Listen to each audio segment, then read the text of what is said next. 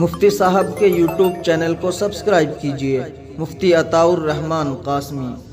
بسم اللہ الرحمن الرحیم، حامدا و مصلیا اما بعد۔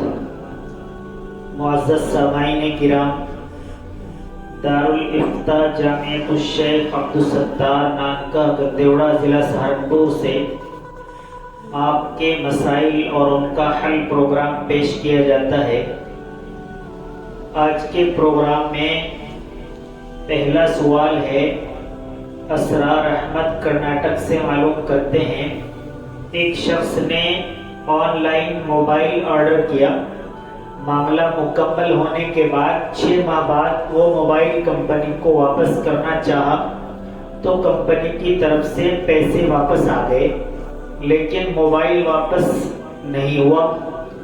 اب وہ موبائل استعمال کرنا کیسا ہے، جبکہ کمپنی سے رابطہ بھی کیا، SMS بھی کیا، جس کا جواب ابھی تک نہیں آیا ہے۔ دیکھیے اسرار بھائی، صورت مسئلہ میں آپ کے لیے اس موبائل کا استعمال کرنا درست نہیں ہے۔ آپ نے کمپنی کو اطلاع کر دی ہے تو آپ اب کمپنی کے جواب کا انتظار کریں، اس موبائل کو استعمال نہ کریں۔ محمد فاروق مارول سے معلوم کرتے ہیں، ہمارے ایک شافعی ہیں، وہ کہتے ہیں کہ نماز میں درود ابراہیمی الگ الگ ہیں، حنفی کی الگ ہے، شافعی کی الگ ہے، تو کیا ایسا ہی ہے؟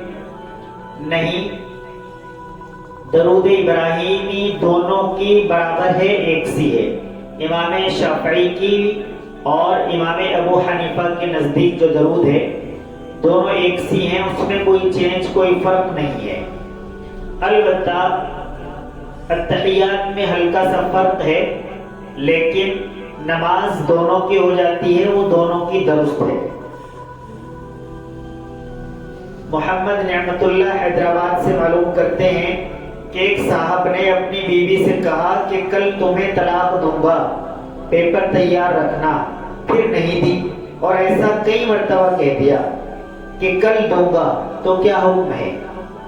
مستقبل یعنی فیوچر کے صیغے سے طلاق واقع نہیں ہوتی ہے۔ میں کل، 2 مہینے میں، سال بھر میں آپ کو طلاق دے دوں گا، اس سے طلاق واقع نہیں ہوگی۔ محمد عامر مظفر نگر سے معلوم کرتے ہیں، ناپاکی کی حالت میں قبر کھود سکتے ہیں یا نہیں، اور مٹی ڈال سکتے ہیں یا نہیں؟ ناپاکی کی حالت میں قبر بھی کھود سکتے ہیں، مٹی بھی ڈال سکتے ہیں، لیکن ایسا کرنا نہیں چاہیے، قبرستان میں پاک حالت کے اندر ہی جانا چاہیے۔ محمد حیدر ہاپوڑ سے معلوم کرتے ہیں کہ ناپاک کپڑے اور پاک کپڑے واشنگ مشین میں ڈالنے سے پاک کپڑے ناپاک تو نہیں ہوں گے؟ جی ہاں حیدر بھائی، اگر پاک کپڑوں کے ساتھ ناپاک کپڑے ڈال کر دھوئیں گے تو وہ ناپاک ہو جائیں گے۔ اس میں 2 طریقے ہیں، جس نے پاک اور ناپاک دونوں کپڑے ایک ساتھ ڈالے ہیں تو وہ ان تمام کپڑوں کو 3 مرتبہ دھوئے اور تیسری مرتبہ خوب نچوڑ دے، تو وہ کپڑے 3 مرتبہ دھونے کی وجہ سے سب پاک ہو جائیں گے۔ ایک یہ ہے کہ جو ناپاک کپڑے ہیں ان کو پہلے پاک کر لیا جائے، یعنی 3 مرتبہ دھو کر نچوڑ دیا جائے اور اس کے بعد واشنگ مشین کے اندر ڈالا جائے۔ محمد بلال معلوم کرتے ہیں، اگر عورت قبرستان جاتی ہے تو کیا وہ مردوں کو برہنہ دیکھتی ہے؟ دیکھیے بلال بھائی، شرعاً اس کی بالکل قطعی کوئی حیثیت نہیں ہے، کوئی حقیقت نہیں ہے، یہ اغلاط العوام میں سے ہے، یہ فضول بات ہے عورتوں کے متعلق اس طرح کی گفتگو کرنا۔ عبید اللہ مراد نگر سے معلوم کرتے ہیں کہ عورت کے لیے سر میں پھول لگانا، خوب بناؤ سنگار کرنا، یہ کیسا ہے؟ بناؤ سنگار کرنا یہ صرف اپنے مرد کے لیے جائز ہے، ایک بات۔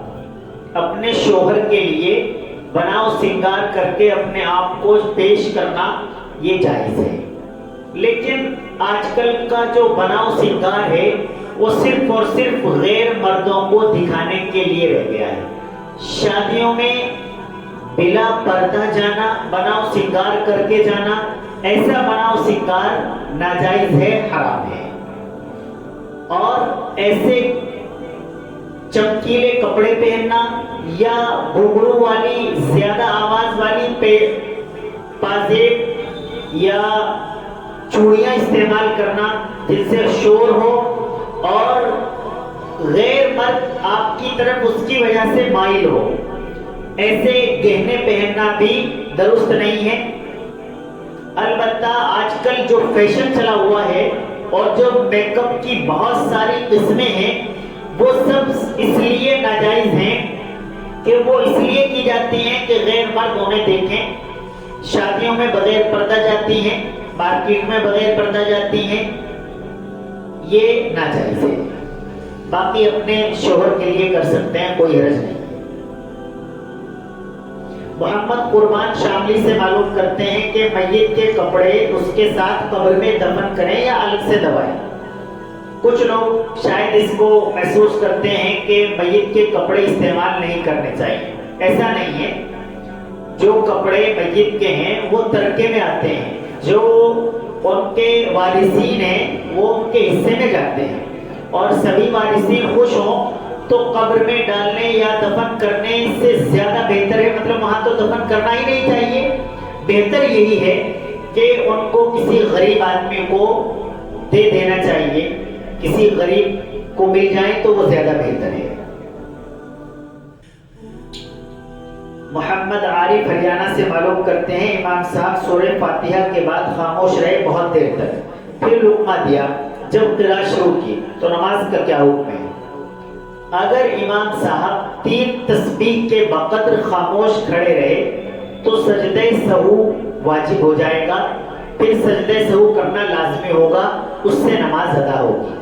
اور اگر سجدہ سہو نہیں کیا ہے تو پھر اگر وقت کے اندر موجود ہیں، اسی ظہر کا ہی وقت چل رہا ہے تو نماز واجب الادا ہوگی، اور اگر وقت نکل گیا ہے تو پھر چھوڑ دیں.